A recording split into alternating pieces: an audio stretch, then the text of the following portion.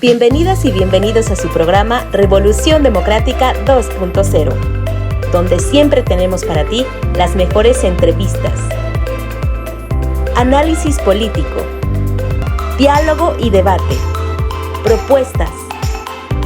No se desconecten porque ya vamos a comenzar. Revolución Democrática 2.0. ¿Cómo están? Qué gusto me da saludarles en una emisión más de Revolución Democrática 2.0. De verdad es un enorme placer tenerlas y tenerlos conectados en este momento. Gracias por sus comentarios, de verdad. Gracias por compartir este programa, este proyecto del Partido de la Revolución Democrática que tiene este objetivo de difundir la cultura política, de analizar día con día la problemática nacional, los temas relevantes, de importancia, de verdad que sé que todas y todos ustedes ven a diario en las noticias, en las redes sociales, pues bueno, este espacio que genera el Partido de la Revolución Democrática para que podamos escuchar a nuestros panelistas, para que por medio de estos análisis, de estos debates que de pronto se generan, podamos participar también, podamos escuchar, podamos tener idea un poco más a fondo de los problemas y de las situaciones que día con día vivimos. En el programa pasado, como ustedes recordarán, estuvimos hablando sobre la reforma electoral de Andrés Manuel López Obrador, estuvimos platicando con la doctora María Marván, estuvimos también platicando con el maestro Camerino Eliazar, estuvimos también con el doctor Luis Eduardo Medina Torres, quienes, bueno, pues llegaron a la conclusión de calificar a esta reforma como una reforma excluyente, pues que no es el tiempo de esta reforma, no es necesaria en estos momentos, no sin el diálogo plural y abierto entre todos los partidos políticos. Y bueno, pues ustedes en sus comentarios nos han pedido que se hable de otros temas que también tienen que ver con la reforma, como el voto electrónico. Estamos preparados para ello, sería útil, necesario, hay el presupuesto y la tecnología para poder acercarnos a esa situación de llegar a votar electrónicamente a nivel nacional en una elección federal. Bueno, pues de ese y otros temas que también nos faltaron, porque pues es un tema bastante amplio, vamos a estar platicando el día de hoy. Por supuesto, me da un enorme gusto que la doctora María Marván haya aceptado nuevamente estar con nosotros en el programa. Yo quisiera saludarla, si me lo permiten, presentarla nuevamente para quien no vio el programa anterior. María Marván Laborde, ella es doctora en sociología, destacada académica y politóloga feminista. Déjenme comentarles que fue la primera y única consejera presidenta mujer del Instituto Federal Electoral, lo que conocemos como INE actualmente, y comisionada presidenta fundadora del Instituto Federal de Acceso a la Información Pública, el INAI, y actualmente es investigadora de tiempo completo en el Instituto de Investigaciones Jurídicas de la UNAM. Doctora Marván, me da un enorme placer, de verdad, gracias por haber aceptado nuevamente acompañarnos para seguir conversando sobre este tema. Muchísimas gracias a ustedes, gracias por la invitación al Partido de la Revolución Democrática. Qué gusto compartir la mesa con Elizabeth Pérez, nuestra diputada, y también con Ricardo Becerra. Un placer estar aquí y, por supuesto, también contigo como conductora. Muchas gracias, doctora. Para mí es un placer escucharles, de verdad, aprender junto con el público de este panel tan extraordinario. Y bueno, como ya nos anticipó la doctora Marván, también nos acompaña Elizabeth Pérez Valdés. Ella es feminista, ha sido representante del PRD ante órganos electorales federales, locales y juntas municipales, secretaria nacional de Asuntos Electorales y Política de Alianzas, además de ser consejera nacional del PRD, integrante de la Comisión de Asuntos Electorales con Perspectiva de Género de la Organización Nacional de Mujeres del PRD y actualmente diputada federal. Me da muchísimo gusto también recibirle, diputada. Bienvenida a Revolución Democrática. ¿Cómo está? Hola, Gaby. Bien, gracias. De nueva cuenta estamos aquí contigo, con todo tu auditorio, pero sobre todo hoy compartiendo esta pequeña conversación con María Marván, que efectivamente es de reconocerle su labor, es de aprenderle de todo lo que ella ha consolidado en este gran nombre que le llamamos democracia, pero sobre todo en el ejercicio de la misma. Gracias a ti, a todo tu auditorio, por volvernos a invitar. Muchas gracias, de verdad para mí es un placer que yo sé en las agendas que de pronto ocupan tengan ese espacio y esa disposición de acercarse no solo a la producción y al programa, sino a la gente a través de este medio. Muchas gracias. Y por supuesto me da mucho gusto saludar a Ricardo Becerra Laguna. Él es economista, periodista económico y político. Fue subsecretario de Desarrollo Económico de la Ciudad de México, gerente del proyecto en el CIDE y asesor del Instituto Federal Electoral. Es autor de varios libros sobre democracia, política y reforma electoral, entre otros temas, y actualmente es presidente del Instituto de Estudios para la Transición Democrática. Me da muchísimo gusto saludarle, maestro Becerra, bienvenido. El gusto es todo mío, Gaby. Buenas tardes, bueno, ¿cómo están ustedes? Me da mucho gusto estar aquí con mi ex jefa, María Marván, con Elizabeth, y bueno, dispuestos a tocar un tema tan importante y tan decisivo para los siguientes años de nuestro país. Así es, pues de verdad ya sabrán cómo estoy yo de contenta de tener un panel tan extraordinario como en todos y cada uno de nuestros programas. Sé que ustedes también lo están, así que es momento de compartirlo, de enviarnos sus comentarios, sus opiniones. Vamos entrando, poniendo los puntos sobre la mesa acerca de este tema tan importante, la reforma electoral de Andrés Manuel López Obrador. Y bueno, yo quisiera pedirle, si nos hiciera el favor, doctora Marván, de introducir un poco de las conclusiones a las que se llegaron en el programa anterior, en lo general de lo que se habló sobre la reforma electoral. Muchísimas gracias. A ver, tratando de resumir casi 1 hora 20 de programa en unos cuantos minutitos, yo diría que tenemos 5 puntos principales. Primero, la reforma no es una reforma consensuada con los otros partidos políticos, ni mucho menos con la sociedad, lo que debería de ser un punto de partida y no un punto de llegada. Está planeada desde el poder para favorecer al poder y para reducir el pluralismo de la representación. Si tuviéramos que equipararla con alguna otra reforma electoral del pasado, tendríamos que pensar en la reforma de 1946, que fue la partera del sistema de partido hegemónico. Segundo, es una reforma profundamente antifederalista. Pretende quitarle a los estados la facultad de decidir cómo debe ser su legislación federal, eliminar a las autoridades electorales locales e inclusive determinar desde el Congreso Federal el tamaño de los congresos locales. Tercero, es una reforma regresiva en términos de la representación. No porque la representación pura en sí misma lastime la calidad de la representación, sino porque al pretender hacerlo con un Congreso tan pequeño de 300 diputados que no se justifica más que en una austeridad mal entendida, lo que vamos a tener es el favorecimiento de los partidos más grandes en detrimento de los medianos y pequeños y en detrimento de los estados que tienen menor número de población. Cuarto, la elección de consejeros por voto universal y secreto es una absoluta barbaridad demagógica y antidemocrática. Es falso que ahorre dinero, es falso que se obtengan mejores y más neutrales consejeros, es una trampa que se plantea desde quién va a proponer a los candidatos a ser electos el día de la votación universal y secreta para seleccionar consejeros y consejeras, ya que 20 candidaturas vendrán del presidente de la República, 20 del presidente de la Suprema Corte de Justicia de la Nación y 20 del presidente de la Cámara. Es decir, tendremos 60 candidatos por parte de Morena. Y por último, la campaña, dentro de este punto cuarto, la campaña electoral de los aspirantes a candidatos, de los aspirantes a consejeros, ¿qué nos pueden ofrecer? ¿Por qué tenemos que gastar dinero en una campaña electoral para puestos que no son de representación popular? Quinto, es indispensable para los partidos de oposición y para la sociedad defender la autonomía e integridad del INE y de las autoridades electorales locales.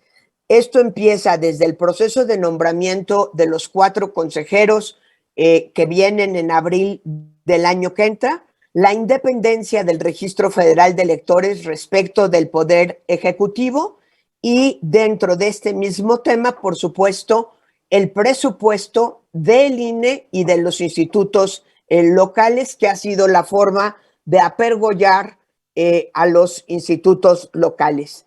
Como colofón, ya lo comentabas, Gaby, en el principio, no es tiempo de una reforma electoral de gran calado, ya que estamos en la segunda parte del sexenio y en el segundo año de legislatura de la segunda parte.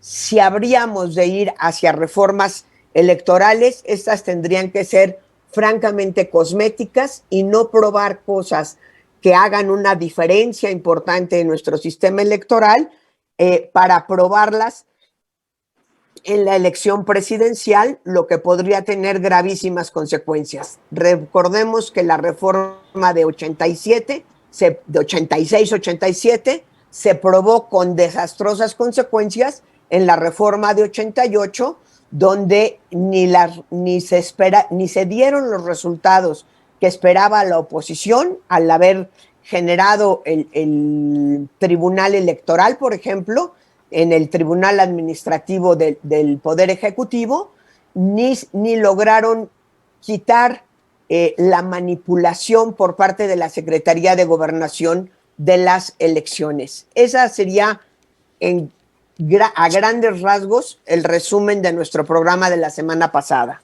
Doctora María, le agradezco enormemente este extraordinario resumen que efectivamente fue 1 hora 20 porque pues el tema de verdad que es extenso. Si quieren verlo completo ya saben que se pueden ir a YouTube, a Facebook, ahí pueden encontrar el programa completo, un programa extraordinario donde también nos acompañó la doctora María Marván. Le agradezco esta introducción al tema y pues partiendo de ahí, maestro Becerra, diputada Elizabeth, yo quisiera preguntarles, vamos con el maestro Becerra, ¿qué opina sobre lo que se tocó en este programa anterior sobre esta reforma electoral y preguntarle si es viable sin el consenso de los partidos de oposición esta reforma?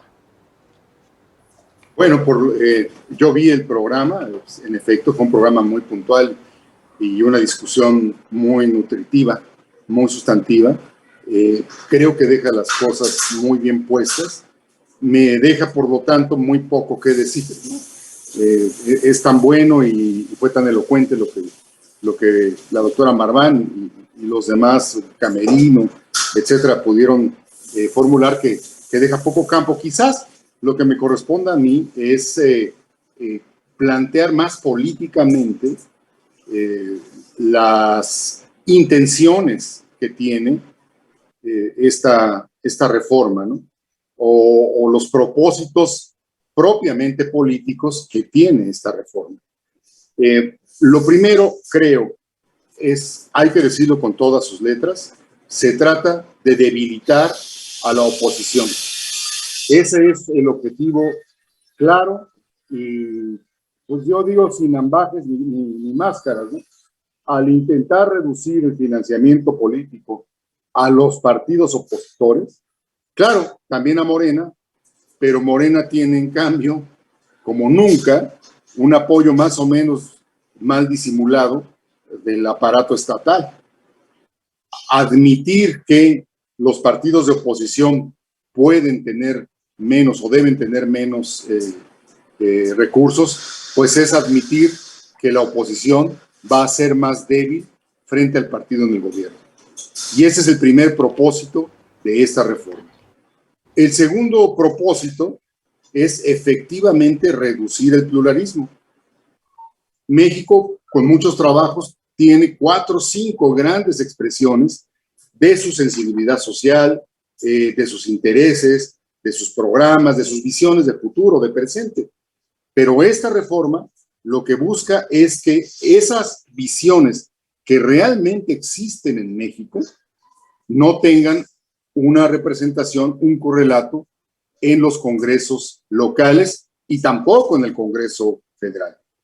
Es decir, el segundo propósito es reducir el pluralismo con una fórmula simplista, hiperconcentrada, de determinar, como ya dijo la doctora Marván, desde el centro, la composición y la integración de cada uno de los congresos. en un despropósito centralista mayor. Luego, el tercero de los objetivos es centralizar lo más posible la función electoral. O sea, no dispersar, no otorgar, responsabilizar a cada ámbito local de lo que ocurre en las elecciones. No, más bien es centralizar en un esquema no profesional. Y creo que esto es algo que tenemos que subrayar. Es centralizar en un esquema no profesional, es decir, no con funcionarios dedicados, especialistas en el tema electoral, sino con funcionarios del Estado determinados centralmente que organizarían las elecciones en Chihuahua, en Jalisco, en Campeche o en Oaxaca, ¿no? La voluntad centralizadora y desprofesionalizadora, perdón por el término, pero quitarle el profesionalismo a la función electoral es uno de los grandes retrocesos que presenta esta reforma. Es el siguiente propósito, ¿no? Centralizar y quitar el sentido profesional de la función electoral. Y finalmente, con todas sus letras, capturar el arbitraje electoral. Esto es lo que quiere esta reforma. Cuando disimula la designación de consejeros mediante una votación, lo que está haciendo es que los consejeros electorales que quieren arbitrar las elecciones federales tienen que ir a una campaña apoyados ¿por quién? Pues por los partidos políticos. Es, digamos, una inversión, un mundo puesto de cabeza, en el cual, pues, lo que vamos a tener en realidad son representantes votados de los partidos en el Consejo General del Instituto Nacional Electoral. Por donde se vea, esta es uno de los peores planteamientos, más enrevesados y menos claros que hemos presenciado en los últimos 30 años. Muchas gracias, maestro Becerra. Definitivamente, como lo pueden ver, es un tema del que vamos a poder estar platicando a lo largo del programa. Envíenos, por favor, sus comentarios. Y antes de irnos a un corte, diputada Elizabeth, yo quisiera preguntarte, ¿esta reforma nace muerta por la moratoria constitucional emprendida por los partidos de oposición? Pues sí, no hay otra respuesta más que sí. Porque, mira, además tenemos que decir todo lo que ya plantearon nuestros exponentes anteriores, además de tener razón y de llevarla a la minucia, también tendríamos que decir que si alguien ocupa una reforma electoral en este momento, a mitad del periodo, cuando estamos empezando a tener ya los frutos más tangibles de lo que se llevó en la última reforma electoral, cuando ya los tribunales han dado respuesta a algunas discrepancias incluso que había en el ejercicio de lo plasmado en el artículo 41 constitucional y las leyes secundarias. Hoy, por ejemplo, ya tenemos el reconocimiento de acciones afirmativas, ya tenemos el reconocimiento de la paridad y la alternancia, ya tenemos el reconocimiento de que deben existir, cómo se deben de integrar estas acciones afirmativas en las listas, de la calificación y el ejercicio mismo de la etapa postelectoral. Entonces, quien quisiera sacar adelante una reforma electoral lo tendría que hacer a través del diálogo, mediante los consensos, sobre todo si sabes que no cuentas con una mayoría de 2/3 partes que te permitan sacar adelante la reforma. Nosotras decimos que sí, que ha nacido muerta, porque han hecho de lado la posición de la oposición, porque prácticamente han menospreciado el diálogo, han menospreciado la posibilidad que tengamos de legislar, que es prácticamente la función de quienes estamos en la Cámara de las y los Diputados, pero sobre todo ha nacido muerta porque no tiene en sí una razón de ser esta reforma electoral, más allá de la propia moratoria constitucional en la que nos hemos declarado quienes conformamos la Alianza Va por México dentro de la 65 legislatura.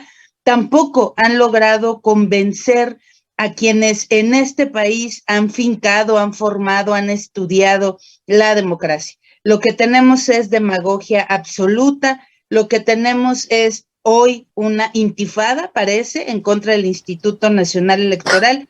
Lo que tenemos simplemente es una venganza, por llamarla de alguna forma, del Ejecutivo al Instituto Nacional Electoral. Y no les vamos a permitir que dañen las instituciones que tanto nos han costado. Muchas gracias, diputada. Pues así arrancamos este primer bloque de Revolución Democrática 2.0. Estamos en la segunda parte de este tema, la reforma electoral de Andrés Manuel López Obrador. Comenten, por favor, al respecto y compartan el programa. Vamos a ir rápidamente a un corte, pero es muy rápido y regresamos.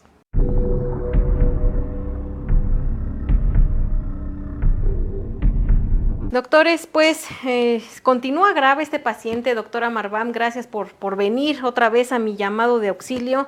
Fíjese que en todo el diagnóstico que le hicimos la vez pasada, donde le detectamos todo esto que le querían extirpar, ¿se acuerda esta lista con la que nos lo enviaron de allá del hospital que estaba en esa calle, que no me acuerdo cómo se llamaba esa calle, entre la 4T y algo así por ahí andaba ese hospital? Le querían extirpar el INE, le querían extirpar muchas otras cosas, además de las que ya le han extirpado, muchos institutos que le quitaron. Fíjese, doctora, que además en los análisis que le hemos hecho, le hemos detectado presidencialitis aguda grave, de verdad le han extirpado otras cosas de las que pues no nos dijeron aquí en el informe médico.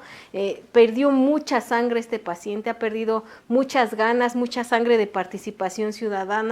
Yo creo que va a necesitar ahí pues muchas transfusiones, pero no me queda claro todavía en qué posición está este paciente. No veo necesaria nada de las operaciones que le han mandado y yo no me atrevo a hacerlas, me niego, me rehúso. Sin embargo, sí le encuentro otras enfermedades graves que no se le han atendido, pero quiero ver si coincide conmigo y con este diagnóstico, doctora Marván.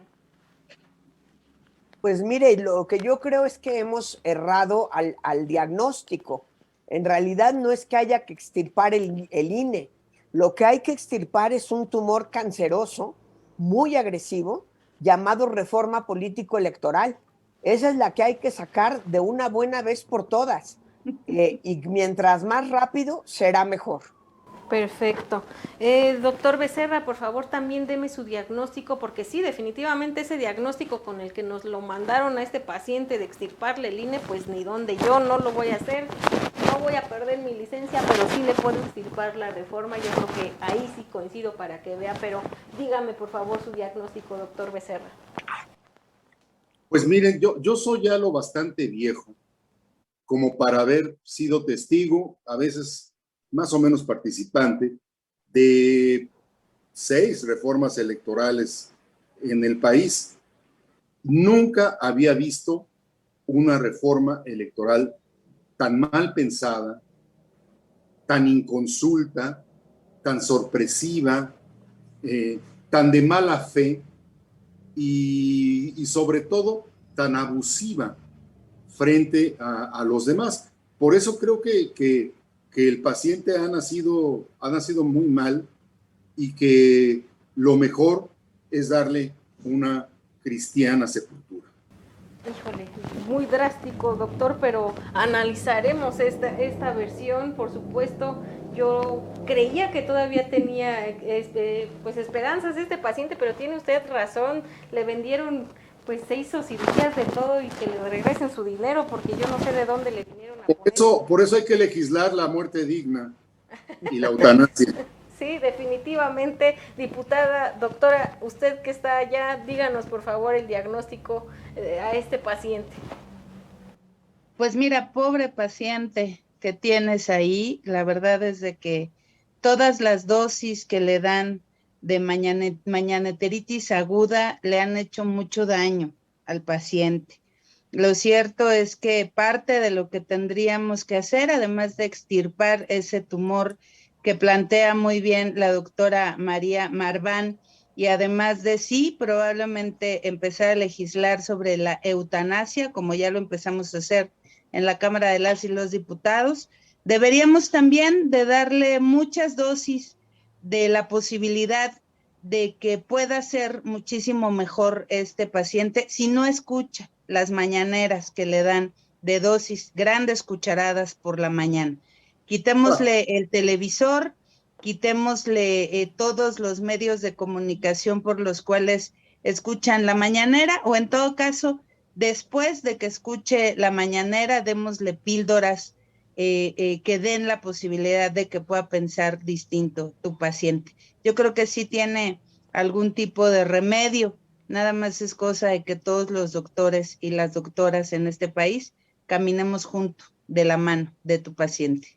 Correctamente, yo sabía que este trabajo no era solo para mí, era mucho trabajo, quiero que lo sepan. Yo estoy de acuerdo en que todas y todos los doctores de este país tienen que contribuir y por supuesto estoy empezando a hacer ya las indicaciones para la enfermera, pero tenemos que regresar rápido al programa. ¿Qué les parece si ahorita rapidito regresamos y terminamos de hacer esta receta para que me digan si este paciente, pues sí le damos cristiana sepultura o lo mantengo en terapia intensiva, a ver si en una de esas reacciona y lo logramos salvar, le logramos extirpar esa reforma y quitarle esa presidencialitis que tiene?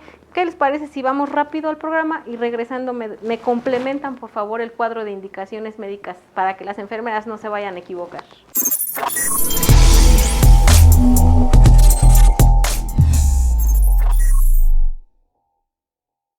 Estamos de vuelta con ustedes en Revolución Democrática 2.0. Gracias por comentar y por compartir. Continuemos con nuestro programa del día de hoy, un tema extenso pero muy importante al que todas y todos los ciudadanos debemos prestarle atención. Recuerden que el objetivo de estos programas, de estos espacios, es fomentar la participación ciudadana, que en todos los temas está presente, que en todos los temas es importante y sobre todo en este, que es donde de verdad requiere mucha de nuestra atención y de nuestra participación, esta reforma electoral de Andrés Manuel López Obrador. Y bueno, pues continuemos con nuestro programa del día de hoy. Maestro Ricardo Becerra, yo quisiera preguntarle a quién beneficia desde su punto de vista esta reforma electoral. ¿Abona a la democracia la forma de elección por listas de entidad federativa y la reducción del número de diputados y diputadas, o favorece solamente al bipartidismo? Bueno, ni siquiera favorece al bipartidismo. Es una intentona por desconstruir. Y esta es digamos, la dimensión casi demencial de la reforma. Es la idea de que se puede echar atrás y desmontar lo que México había muy bien o mal construido en materia democrática y electoral. Esa es la pura verdad. Hay que decir que en esta materia López Obrador se topa pues con una historia, Gaby, densa y muy larga. La democracia no se inventó en el 2018. De las más discutidas y conocidas por la sociedad mexicana contemporánea es la historia de la transición democrática y electoral, o sea, la historia del cambio de régimen político en el cual la transmisión del poder público ocurría siempre al interior de una sola coalición, que es lo que parece que quiere restaurar López Obrador, ¿no? La historia que quiere desconstruir el presidente es esa historia en la cual se desmontó la pirámide corporativa y se dio paso a la competencia, las elecciones, la libertad de millones y el voto de los ciudadanos que definen por fin quién gobierna, quién les gobierna. Bien o mal, los ciudadanos se han equivocado, han acertado en otras ocasiones, pero esa es la historia. Y todo lo que se construyó desde 1977 al menos es lo que esta reforma pretende destruir. Por eso creo, la verdad, resulta tan postiza, ¿no? Tan mal hecha, tan contrahecha esa iniciativa. Pues trata de modificar pues una de las pocas cosas venturosas, una de las pocas cosas, adquisiciones que ha admitido la sociedad mexicana en 2 generaciones, insisto, desde 1977. Y cuya construcción, digo yo, explica en gran parte y precisamente el propio triunfo legal y pacífico de Morena y de su candidato presidencial en el 2018. Lo voy a decir muy enfáticamente. Sin el INE, eso no hubiera sido posible. López Obrador es la prueba viviente de que el sistema electoral mexicano funciona. Así que la reforma que quiere el presidente López Obrador es un sofisma que adolece, además creo yo, de tres problemas originarios, y los digo muy brevemente.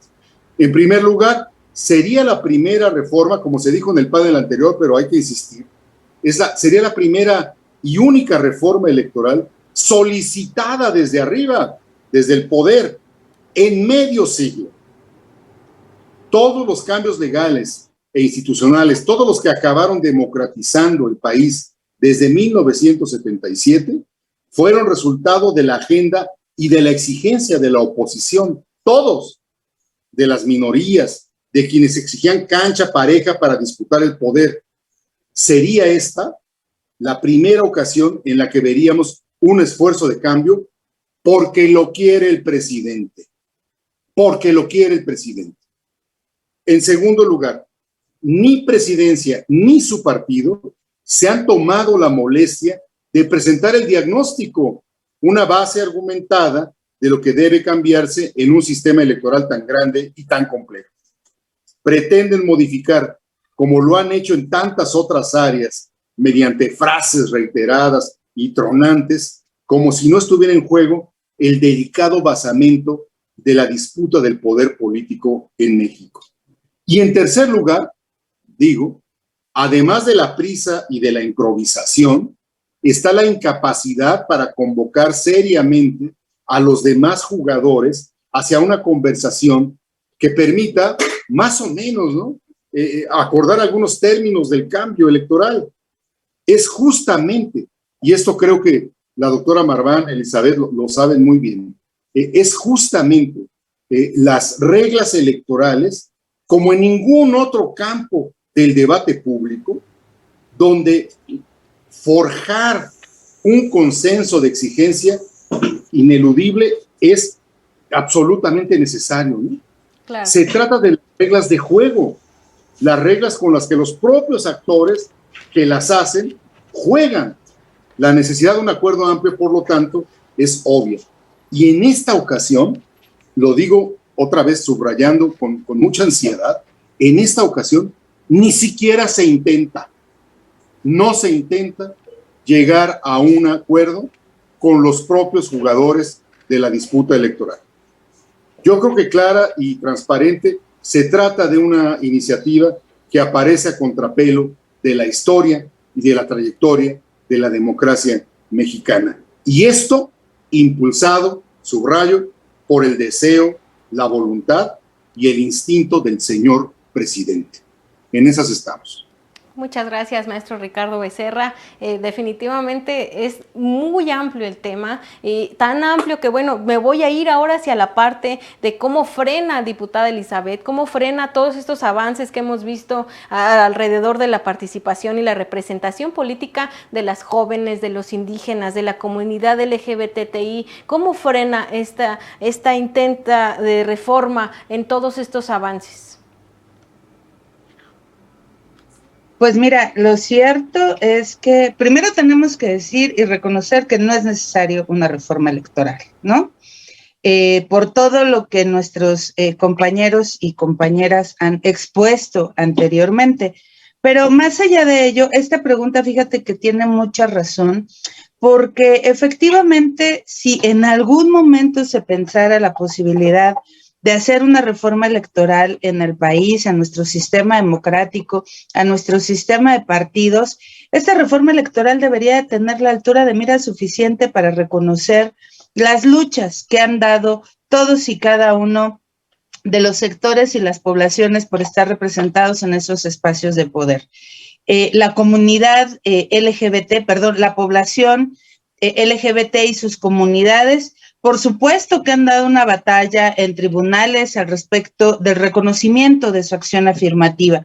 Lo mismo las personas con discapacidad y ya no digamos, por ejemplo, de las y los migrantes. De hecho, algo que debería de contener la reforma es que las personas migrantes, además de estar representadas en la lista y por supuesto en distritos federales de mayoría, en la lista plurinominal, en los distritos federales de mayoría, pues también deberían de poder votar por estas representaciones, no nada más como está ahora por senadores y presidente de la República o presidenta de la República.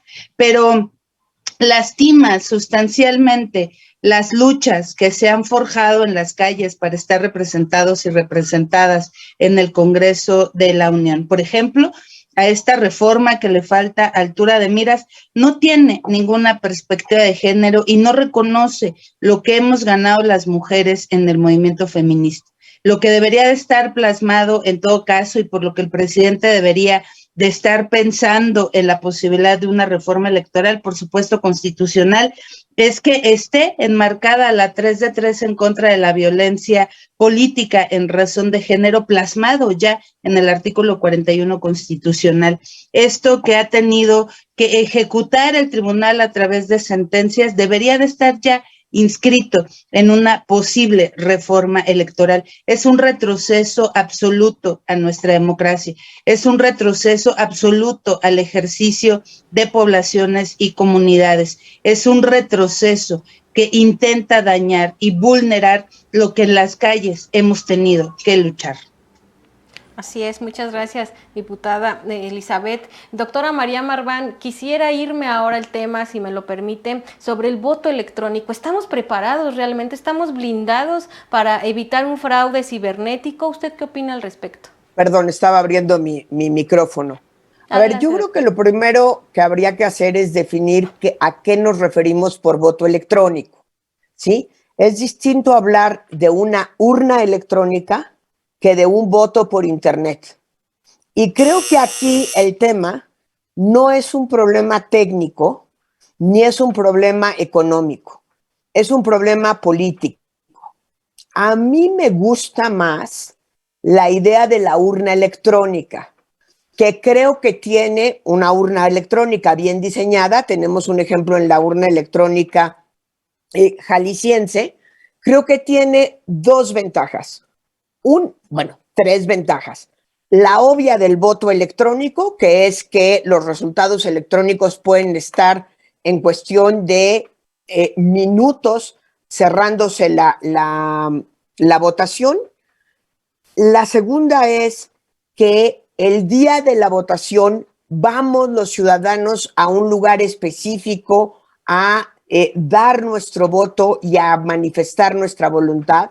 Creo que a lo mejor es una idea romántica, pero es bonito que en un día determinado se movilice la ciudadanía, pueda caminar, porque así está diseñado el INE. Todos podemos caminar a nuestra casilla, encontrarnos con nuestros vecinos y votar. Reconozco que ahí hay una parte de romanticismo de mi parte.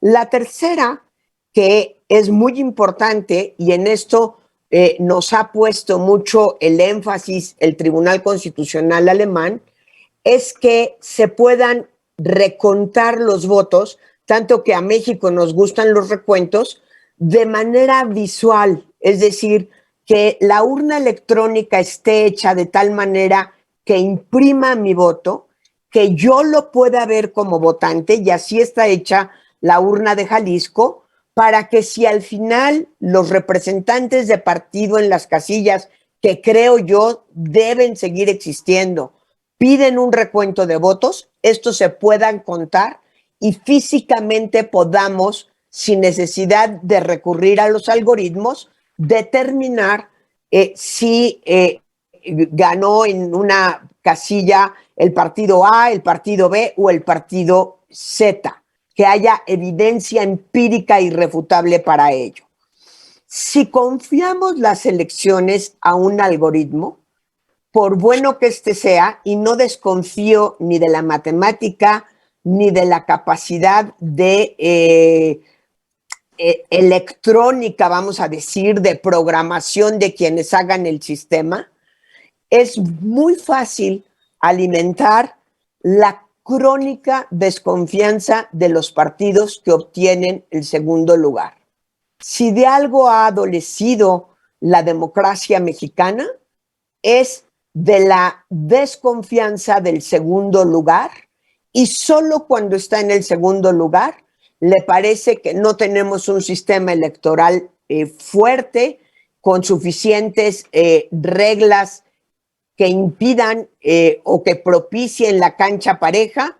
Inclusive allá hay grandes contradicciones. Los partidos políticos en general, y sé que estoy aquí en un espacio de un partido político, pero no puedo dejar de decirlo, los partidos políticos no se han tentado el corazón, no han tenido un poquito de pudor democrático. No sé si esta es una categoría de las ciencias sociales, yo creo que no, de decir, hombre, pues perdí mal la tarde, las reglas se cumplieron. Impugnan cuando sacaron el segundo lugar en un estado y no impugnan cuando sacaron el primer lugar a nivel federal, a pesar de que se haya hecho el mismo día a la misma hora. Entonces, el problema del voto electrónico... Doctora. ¿Perdón? Y en la misma casilla. Y en la misma casilla, con los mismos representantes de casillos, con los mismos ciudadanos que cuentan los votos, y además es muy fácil vender y revender el discurso del fraude. El problema no es un problema técnico, no es un problema económico, aunque habría que planear la transición, es un problema de madurez de los partidos políticos, y yo dudo que estemos ya en ese estadio. De ir caminando hacia allá, a mí me gustaría ver la urna electrónica con las características que he dicho, pero nunca el voto desde mi casa por internet. Muchas gracias, doctora Marván. Maestro Ricardo Becerra, por supuesto, me gustaría escuchar su breve opinión sobre el voto electrónico, pero además de ello también pasar al tema de la elección de los consejeros electorales por voto universal. Bueno, brevemente, estoy de acuerdo con la doctora Marván. En efecto, yo creo que aquella sentencia histórica del tribunal alemán, según la cual la elección tiene que ser reconstruible, ¿no? Es decir, todos los pasos, todos los elementos que llegaron o que llevaron al poder a la mayoría, a quien ganó, tiene que ser perfectamente reconstruible en cada uno de sus pasos. Y por eso Alemania no tiene el voto electrónico todavía, ¿no? Correcto. Pero ya Brasil, por ejemplo, y otras experiencias han mostrado que se puede hacer reconstruible la elección con una urna electrónica. Es decir, que la propia urna puede dejar constancia documental de cada cosa que pase, pues, en su cubicado universo, ¿no? Entonces, creo que la urna electrónica está bien, pero yo me cuidaría mucho de aceptar bondades de esta reforma, por ejemplo, la urna electrónica, para dar paso a cambio con las barbaridades mayúsculas que contiene esta reforma. Es decir, claro, yo creo que no debemos caer, que nadie debe caer en el candor de decir, bueno, pues sí, está muy bien la urna electrónica a cambio de disminuir el financiamiento de los partidos políticos o quitar plurinominales, ¿no? O desprofesionalizar a la función electoral, que es una de las cosas más graves que a mí me parecen.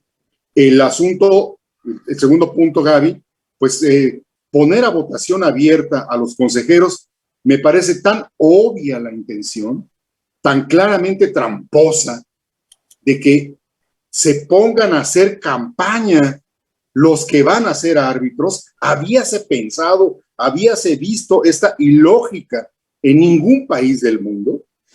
Es decir, es como si el árbitro que tiene que juzgar el partido entre Holanda y Alemania, pues tiene que hacer campaña entre las poblaciones de los hinchas de Holanda y Alemania.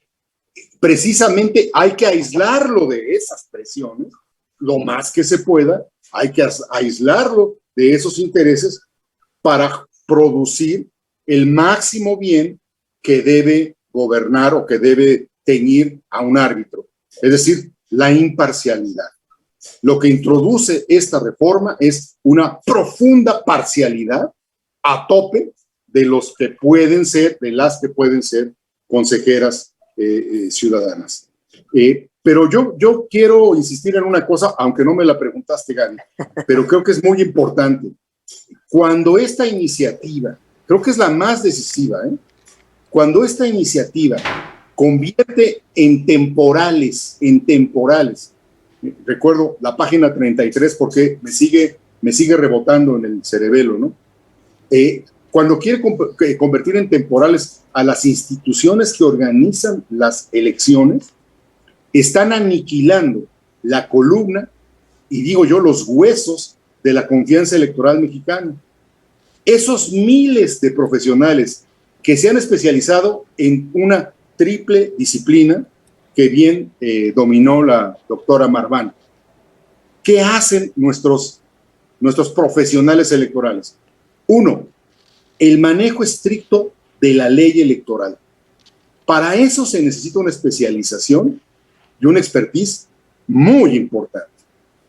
Dos, digamos, la capacidad de un despliegue logístico de millones de personas unificado en el territorio nacional. Y tres, la difícil administración de las pasiones y de los malos humores de los partidos y los candidatos.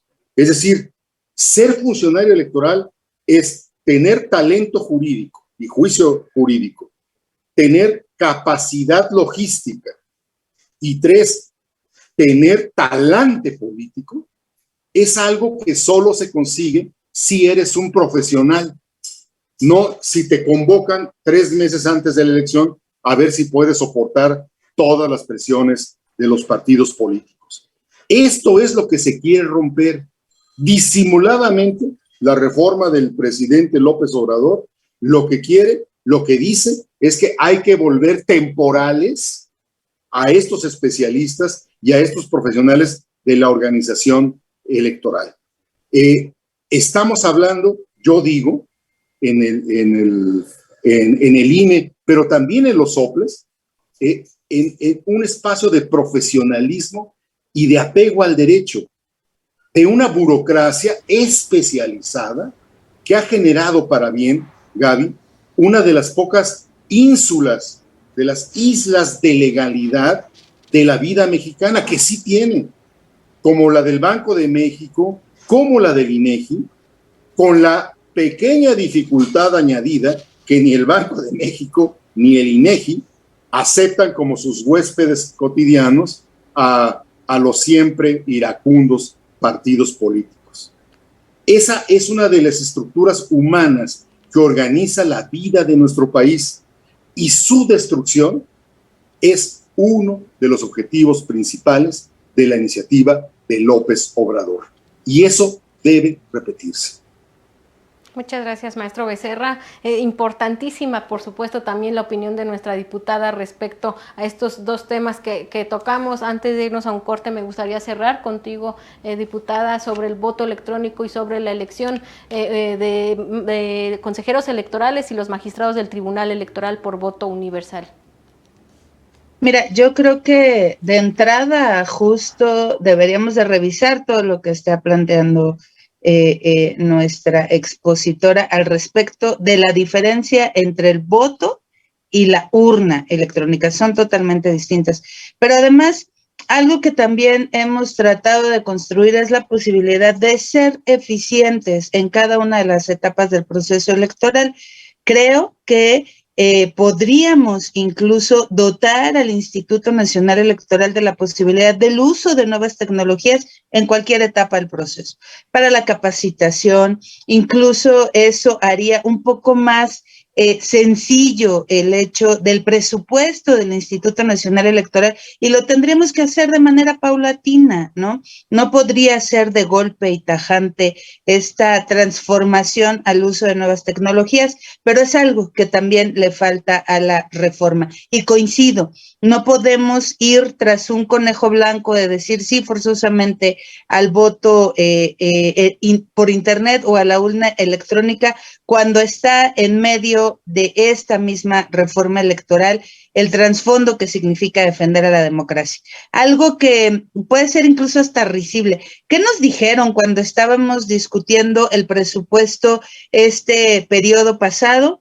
Que lo que se buscaba era el hecho de bajar los costos de los propios procesos electorales, más allá de todo lo que tiene que ver con el trasfondo político, el hecho de que se vayan los consejeros y los integrantes o las personas integrantes del tribunal titulares también a una elección, pues estamos hablando de un proceso electoral al cual también habría que ponerle reglas, al cual habría que ponerle topes de gastos de campaña, al cual se le tendría también que inyectar al propio Instituto Nacional Electoral para que lo lleve a cabo. Es total y absolutamente demagogia lo que estamos escuchando.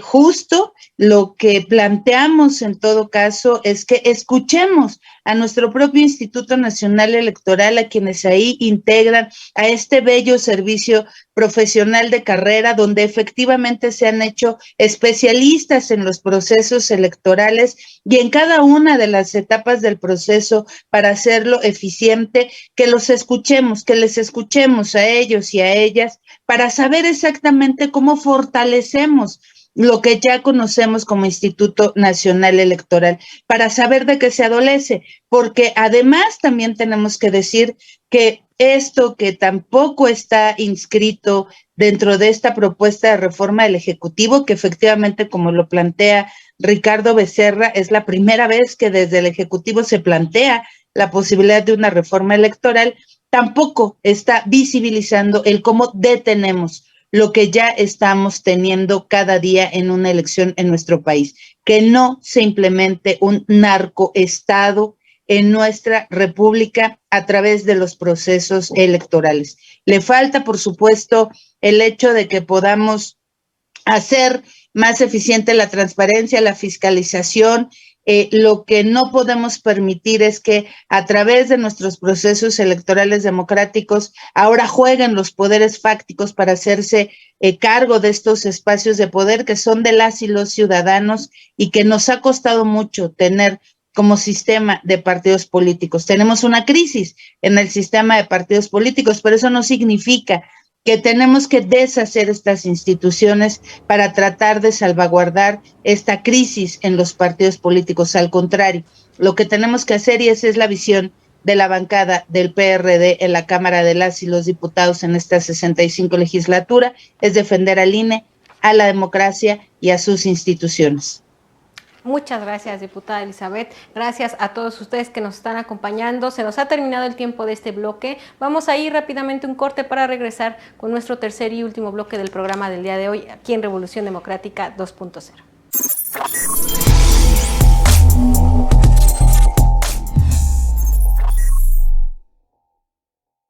Pues lo lamento, ya no van a poder ver la novela, me le quitan la tele del cuarto a este paciente, lo lamento, sin mañanera. Mejor tráiganle un libro, por favor, para que lea, le hace falta leer, le hace falta mucha información, activar su mente y pensar, por supuesto. Doctora Marván, ¿con qué otras indicaciones me deja usted este paciente en lo que regresa? Yo aquí lo cuido, pero dígame cómo. Pues mire, lo primero que tenemos que ponernos de acuerdo es si el paciente es la reforma. Estoy de acuerdo con el doctor Becerra, vamos a darle cristiana sepultura. Si el paciente es el país, extirpemos el tumor de la reforma, complementado con radiaciones de democracia, inyecciones diarias de pluralismo y ejercicios parlamentarios que disminuyan el hiperpresidencialismo. Pero primero decidamos cuál es el paciente. El país, doctora, es el país. A ese no le demos cristiana sepultura. No, yo creo que no. Entonces, anotado todas las otras indicaciones, doctor Becerra, ¿Qué otra indicación? ¿Mantiene usted su idea de la cristiana sepultura? No, yo pensaba que era la reforma propuesta por López Obrador, pero bueno, esa sí merece la cristiana sepultura Sí, es y así. su ley de eutanasia. Pero el país, pues realmente, si hablamos de materia política, lo que tenemos que hablar es de la reforma al gobierno, de la reforma al régimen de gobierno, mucho más que la reforma electoral. Ahí está la medicina, ahí está el problema real, ahí es donde no está la demagogia. Perfecto. Me parece que estamos completando este cuadro. ¿Alguna dieta especial, doctora Elizabeth, para este paciente? Sí, claro, tendríamos que darle píldoras de diálogo, píldoras de escucha, píldoras de empatía, píldoras de humildad, todos los días, cápsulas llenitas de todo eso, unas cuantas inyecciones del ejercicio de los derechos humanos, otras cuantas inyecciones de educación y progresividad. Yo creo que con mucho de ello, nuestro paciente, que es México, podría estar muchísimo mejor en muy poco tiempo. Además, Pues me parece que son bastantes alternativas las que tenemos para este paciente. Les agradezco mucho que me hayan ayudado y que estén conmigo para poder ver si lo logramos rescatar. Yo sé que sí, porque tiene ganas de vivir, tiene muchos doctores al pendiente, doctores como ustedes que de verdad si lo atienden, doctores como ustedes y como ustedes que están del otro lado, yo sé que este paciente va a salir adelante y que de verdad con todo lo que le estamos recetando la va a librar. Yo estoy segura que sí. Muchas gracias, doctores. ¿Qué les parece si vamos a escuchar las conclusiones de nuestro programa?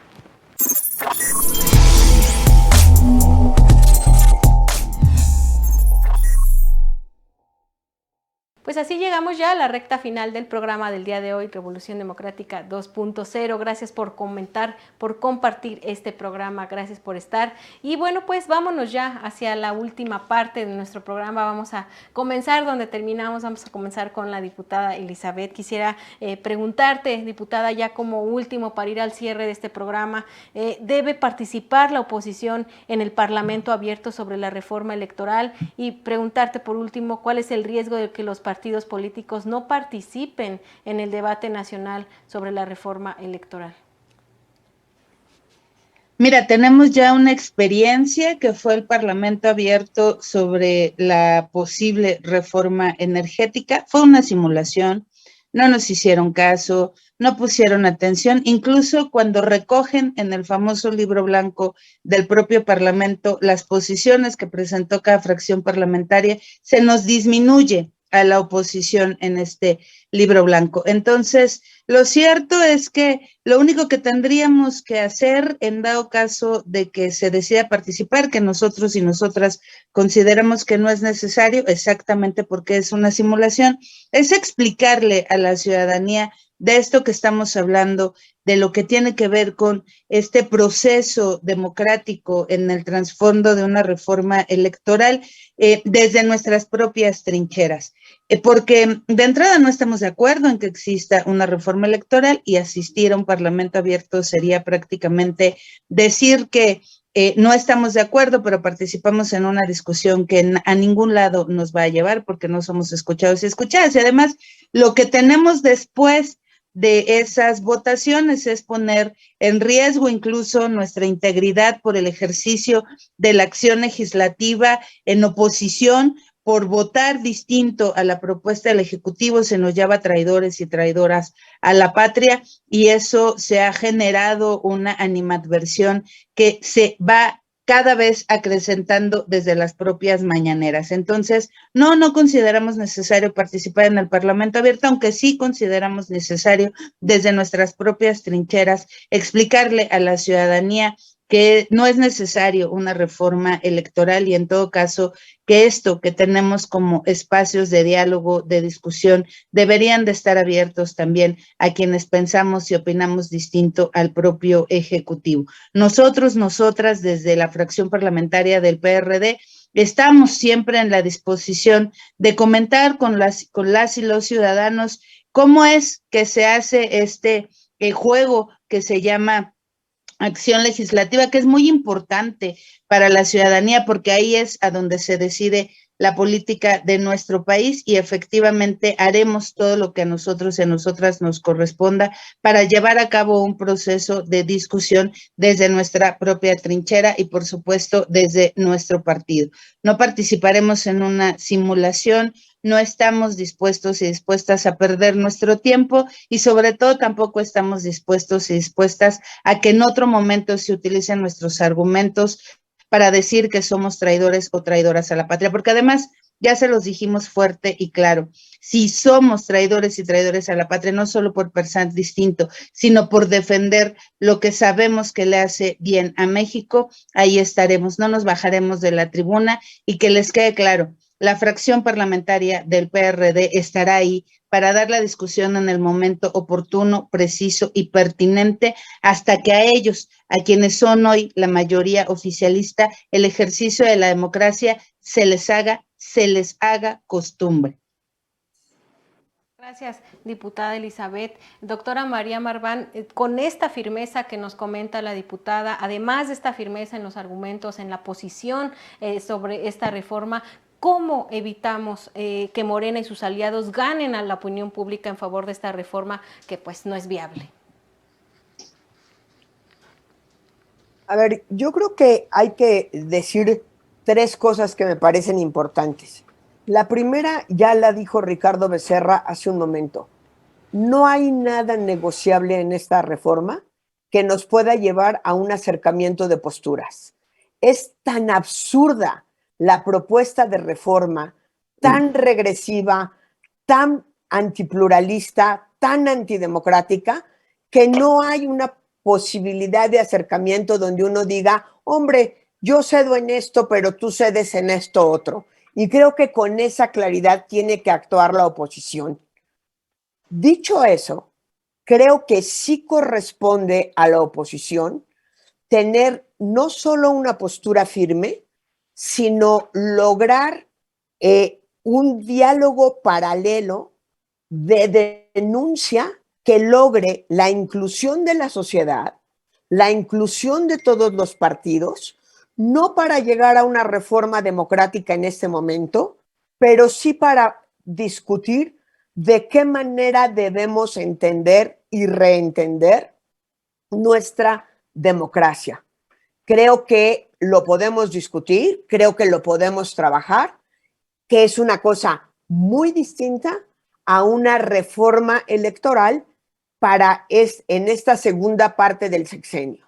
Y allí habría que meter temas que hoy son fundamentales, como es el defender la profesionalización del INE, como muy bien dice Ricardo, e inclusive extenderla a los institutos locales, como es defender los presupuestos de los institutos electorales, el local y el nacional, como es defender el proceso de designación de los nuevos consejeros electorales en abril, exigir que haya una buena convocatoria transparente que desde el principio nos diga cómo se va a elegir y seleccionar al consejero o la consejera presidente, si van a ser dos convocatorias distintas, quiénes pueden participar y cómo vamos a elegir a los otros 3 consejeros o consejeras. No vamos a elegir a 4 y a dejar en manos de la Junta de Coordinación Política que escoja de qué quintetas sale o no sale el presidente. Creo que la oposición tiene mucho que dialogar en una acción parlamentaria de acercamiento entre la oposición y la sociedad, que no puede pasar por la convocatoria de Parlamento Abierto que ha hecho Morena. Tengo una última duda, quizá reclamo, que con mucho respeto hago a la diputada Elizabeth Pérez. ¿Por qué a la convocatoria del Parlamento Abierto en la Junta de Coordinación Política la oposición se abstuvo en lugar de oponerse? Creo yo, pero estoy dispuesta a escuchar razones, que habría sido mucho más fuerte su postura haciendo un voto en contra que haciendo una abstención. Finalmente, ellos lo que están diciendo, y se les dejó la cancha abierta, es que el Parlamento abierto se aprobó por mayoría de los presentes, aunque hubo algunas abstenciones. Creo, a mí me hubiera gustado más oír por tantos votos a favor, pero con toda la oposición en contra. Pero la verdad puede ser que me equivoque y sea una mejor estrategia la abstención que el voto de oposición, que el voto en contra de la oposición. Yo con eso termino. Gracias, doctora Marván. Y maestro Becerra, si me permite darle, por supuesto, oportunidad a la diputada Elizabeth de responder al cuestionamiento de la doctora Marván. Adelante, diputada. Pues mira, de hecho fue una discusión que incluso tuvimos dentro de la fracción parlamentaria, doctora, el hecho de cómo entrábamos a lo que tiene que ver con el proceso de discusión parlamentaria de esta propuesta de reforma del Ejecutivo. Recordemos que la fracción parlamentaria de Acción Nacional tiene una propuesta de reforma electoral en la mesa. Recordemos también que el Partido Revolucionario Institucional tiene una propuesta de reforma electoral que no ha concluido en su inscripción, pero que ya fue presentada ante los medios de comunicación. Y como fracción parlamentaria del PRD, nosotros y nosotras insistimos que ningún tipo de reforma electoral en este momento se necesita en términos constitucionales, y lo que ya está establecido en el artículo 41 constitucional es lo que efectivamente tendríamos que sacar en el ejercicio de un proceso electoral, que en todo caso tendríamos que revisar lo que está inscrito en las leyes secundarias después de lo establecido en el artículo 41 constitucional. Y al final somos una fracción parlamentaria conjunta, somos una fracción parlamentaria en la cual estamos inmersos dentro de una coalición legislativa que se llama Va por México, y daremos todos los pasos pertinentes al respecto de llegar en una posición unificada al respecto del Parlamento abierto. Como fracción parlamentaria, nosotros, insisto, no vamos a participar en el Parlamento abierto, y en todo caso las otras dos fracciones parlamentarias tomarán la decisión que corresponda al respecto. También tengamos esta consideración en el hecho de que cada posición política la construimos desde nuestras propias trincheras, y la posición política del PRD es lo que ya estamos expresando aquí y que coincidimos clara y plenamente con ustedes. No es necesaria una reforma electoral. Agradezco mucho su respuesta, diputada. Gracias, doctora. Muchas gracias a las dos. Y bueno, pues, maestro Becerra, si nos ayuda, por supuesto, ya con estos comentarios finales, acercándonos a qué se tiene que atender para mejorar nuestro sistema electoral sin tener que realizar, por supuesto, una reforma como la que se propone desde la presidencia. Bueno, yo solamente dos tesis. La primera, como elementos nuevos en la discusión, no es verdad que esta reforma sea una reforma que va a ahorrar dinero de la federación. No es cierto. El hecho de desaparecer, eliminar, suprimir, no quiere decir que las funciones y las ejecuciones electorales democráticas que hoy despliegan nuestras elecciones se vayan a esfumar. No es cierto. Si no la van a hacer los organismos locales, si van a suprimir al Registro Federal de Electores para que el gobierno se apropie del padrón electoral, de eso también estamos hablando, esas supresiones no suponen que no se van a hacer las funciones, las va a hacer otra dependencia. Es decir, el costo pervive. Vamos a tener que hacer el gasto para hacer y ejecutar esas funciones. El petate del muerto o el petate de la austeridad es otra gran mentira introducida en la argumentación, más o menos, de esta reforma. Y la segunda cosa que creo que muy atinadamente dijo la doctora Marván, si algo debemos prepararnos para discutir ya no es tanto el problema electoral de México, sino el problema de su gobierno y de la forma en que se conduce la República. Estamos produciendo presidentes monstruosos. Llámese Vicente Fox, más o menos, Felipe Calderón, Peña Nieto y ahora el señor López Obrador. Es decir, una proclividad al gigantismo y a la arbitrariedad presidencial que pues ya no lo soporta un país tan complicado, tan diverso, tan conectado como lo es el nuestro. Si hay algún asunto relevante que discutir, no es la agenda electoral en México, sino la agenda de su régimen de gobierno. Espero pues que el siguiente programa de Revolución Democrática 3.3 dedique una discusión para esto, ¿no? Para hablar ya en serio del régimen de gobierno que nos permita escapar de la locura del presidencialismo, que por lo que se ve desde hace 2 siglos es uno de los grandes males de la Constitución mexicana.